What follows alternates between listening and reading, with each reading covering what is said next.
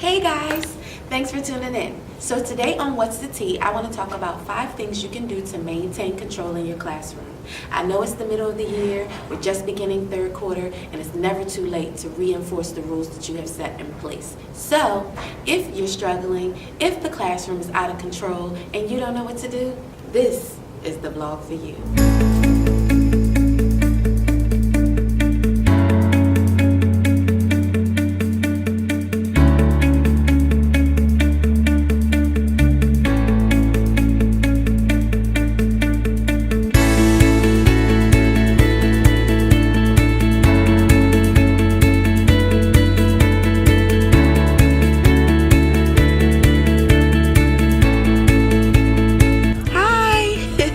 Good morning. It's Tuesday morning, and this is the first day that I'm actually shooting footage for my teacher's blog. So pardon my lips, I haven't put them on yet. But I'm headed to work. I'm always running late. I'm just be honest. It's 7:45.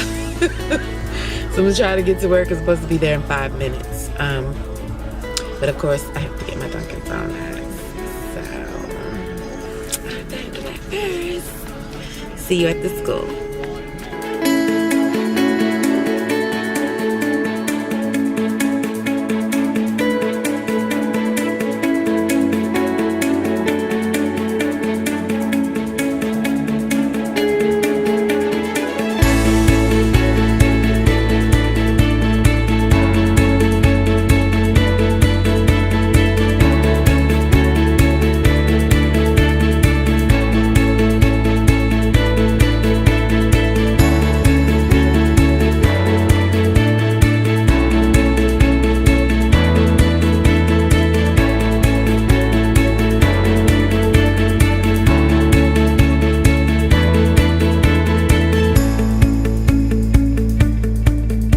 So, my first strategy for maintaining control in the classroom is to greet your students at the door.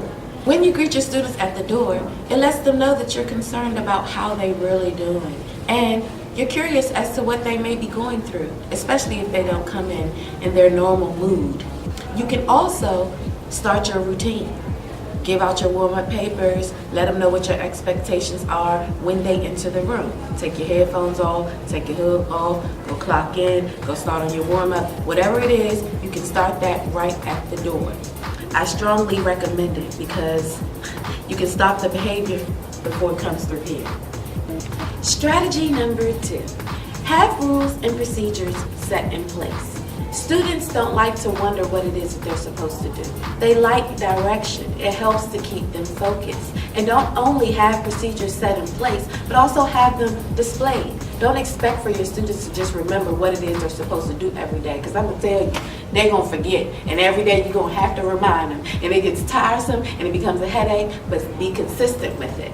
Because if you're consistent with it, it'll stick in their minds. They'll remember, they'll follow. Just don't give up on whatever your rules and procedures are. And you should have rules and procedures for everything. Procedures for getting up, to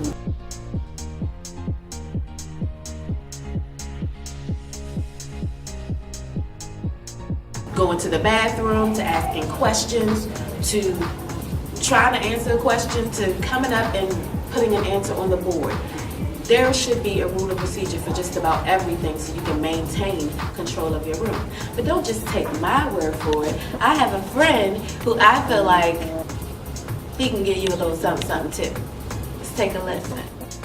Hi, my name is Andre Esters, and I'm an English department chair at my school.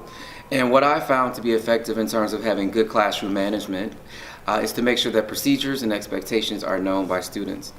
When you have solid procedures in place, students get into a routine. They know exactly what's expected, and they know what they're supposed to do in class. And when they know what their expectations are, they know what you're looking for, and they work to give it to you during that class. So there's little room for them to go off course. These are things that I find to be effective in the classroom, and I hope they work for you. Strategy number 3, call home. If your students are not doing what they're supposed to do, call home. Don't assume that your one-on-one with them is always going to be the best answer or that it'll always work. That's where it can start. Yeah, have a one-on-one conversation. Pull them out from the class so there isn't an audience and the two of you are just talking. But if that does not work, then you need to call home. You need to get the parents involved and show the student that we're working as a team. It's not just me and your parents are involved in your education, and you need to do better. But don't just call home for bad reasons. Make sure that you call home for good stuff too. Hey, Sarah really did good on the test. She got 100. She's like one of my only students, and I just wanted to call home and let you know that she's doing really, really great. Okay? And that way parents will want to answer the phone call, because I'm telling you right now, if you only call them for bad reasons, at some point when they realize and recognize what your number is, they're going to stop answering. So don't just call home for bad stuff. But again, don't just take my word for it. I have someone else who has a little bit of information to share with you about calling home. Hi, my name is Mrs. Rena Suggs, and I'm the head of the math department at my high school. And I've been teaching for about 22 years, and I teach Algebra 2, Trigonometry, and Pre-Calculus. And I just wanted to give you a little bit of advice about why I think you should call home. First of all, it's very important to make sure you have the correct phone numbers and emails like within the first week of school, so that you can make sure you have all the correct information, and do it while they like you, because in a minute, they're not going to like you too much, and they're going to give you the number to McDonald's. And then secondly, it's important to make sure you call home for good stuff and bad stuff. Call home when they're doing their homework consistently, when they put their phones away and they're actually participating. Don't wait till they just start doing bad stuff, because then the parents are going to be like, oh, you just don't like my child. But if you've called home prior to that, then you will have established a good rapport, a good relationship, and you're letting the parent know, I like your child. I'm here for your child. I want us to work together collectively to make sure that they do as best as they can do. And so that's why it's important to call home and do that first up front, and not wait till the last minute and like a couple days before grades are due, so you don't have any drama. So good luck. Strategy number 4, change up your teaching style. Don't always deal your students to death. Don't always stand in front of the classroom and just lecture them to death. That's not what kids always want to hear. That's not what's going to reach every student.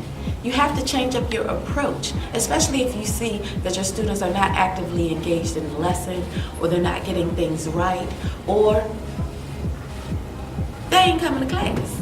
It's something about your teaching style that they may find a bit boring. Hold on.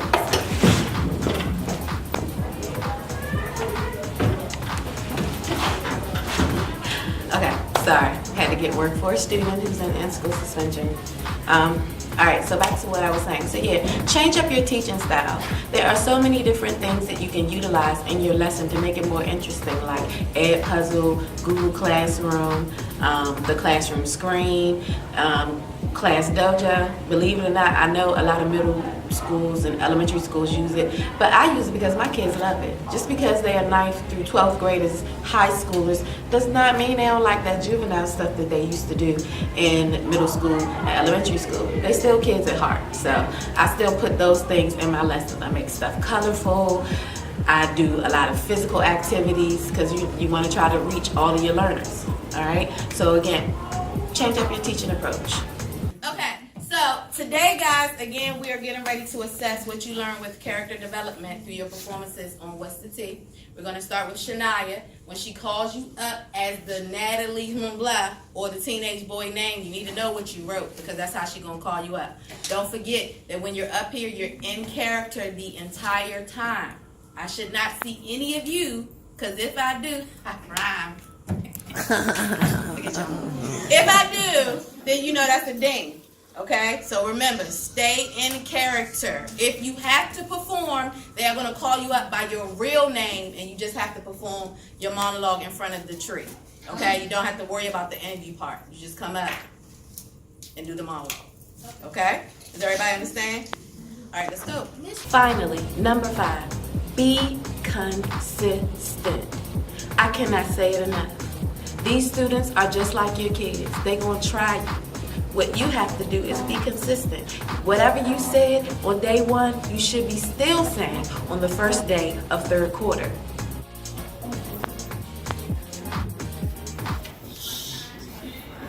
Okay. All right, guys. So today is really technically your first day with me for 3rd quarter. All right, and I just want to reestablish my rules and procedures, because they ain't changed from the first day. So when you all come in, what you supposed to do? You're supposed to clock in, and now you also class dojo. Okay? What should you look at once you all get seated? The board. Everything you need and going to have to do for the day is up there. All right? You all are becoming adults, so I'm expecting you all to start behaving more like adults so I can treat you like adults, okay? That means adults can come in the room, look at the board, get the crack-a-lacking on everything it is that they need to do without Miss Morcell having to say anything, right? Yes? No? Yes. Okay. All right, so I hope you're excited because, you know, today is your performance assessment day. I gave you that extra weekend to really get ready for your today's performance. So before we get into what's the T, you all, we're going to do your warm-up assignment. So again, you need your textbook, and if you turn to chapter 12, it's a fill in the blank. So all of the blanks are the bold printed words in the chapter. Okay. Be consistent. Don't give in. If you are consistent, things will get better, and the kids will eventually realize that you're not going to give in. I tell my students all the time, you come in here differently, but I'm the same every day, and I'm not going to change. My rule about not coming in my room and leaving back out to go to the bathroom is the same on the first day of school as it is third quarter. It's my responsibility when you enter this room. Go to the bathroom before you get here. That is what the rule is. So once you're in the room, you're in the room. I'm not finna change my mind. Don't ask me again. So, thank you guys for watching. I hope you enjoyed my 5 strategies you can use to maintain control in your classroom. Remember, greet your students at the door, have procedures in place, call home, change up your teaching style, and be consistent. I promise you that if you put these things in place, you'll have a much smoother rest of the school year. Because if you're like me, we're at the beginning of third quarter and half the year is gone. It's never too late to start putting these things in place. So begin today. And since this is the learning community, and I just love when teachers share, and I share with teachers and they share back with me, if you have any other suggestions or strategies a teacher can use to maintain control in their classroom, please leave them in the comments below, and I will respond and they'll respond, and we can all continue to learn together. Wait, before I go, there are a couple of things that I want to share that I have in my Teacher Pay Teacher store and on my website that I utilize to help maintain control in my classroom. Check it out. One thing that I use is my information sheet that I created. It's like a social media page, but let me see. It's on my Teacher Pay Teacher store. See if I can click closer. Come on. So it looks like an information sheet. It is an information sheet. It's editable. And on the back of it, I have a contact log as well so that you can write down when you reach out to the parents. So I'll have a link for that in the description for you to be able to get it. Okay, the next nifty object that I have in my room is a time clock. My students clock in and out when they come to class. And they just love utilizing it. It helps me maintain control because, again, like I said, I use it when they go to the bathroom, when they come in. It helps them keep attendance, and then I can keep the time cards. There we go. I can keep the time cards and their name goes on it, and I know the activity, and I have documentation. So whenever I meet with the parents, you know, I have time-stamped information. That's always worked good for me. So if you're interested in the time clock, you can find this on my website, a link to this on my website under the Tools tab. So just go to my website, RonitaAliece.com, and click on the Tools tab, and you'll be able to find actually both of these, the time card and the time clock. Yeah, baby. And then here is my classroom management sheet. I called it a pink slip because, again, I told you I treat my classroom as a company, and so it's editable. You can always change pink slip to just classroom management sheet. But here with my warnings, verbal warning, sidebar discussion, object removal, like I had to take their phone, or, you know, calling home. And then here it's just stuff that other things that I've had to, let's see, check off if attendance was an issue, or I sent them to the guidance counselor, sent them to the administrator, just so I can have a record of where I sent the child once I've tried to deal with the problem and it didn't work. And then here's just a list of things that in high school we deal with, but again, it's editable, or I can put my editable one up so that you all can change it to what works for you. But yeah, so this is my management sheet, and I print them out. I have them in my notebook, so whenever I meet with a parent, they can know the steps that I've gone through in the classroom with the student, and that pretty much I need them to step in because they're just not doing what it is that they need to do. So again, this is my classroom management sheet. You can find the link below. It's in my TPT store. All right, so next week I am going to share with you some technology tools that I use in my classroom to help things kind of flow better, and just stuff that I like to use as a high school teacher. And even if I was teaching middle school and elementary school again, I would still use this stuff. So tune in next Sunday and you guys will find the technology tools that I use in my classroom. Thanks for watching, and if you enjoyed it, please share, and subscribe down below. Bye.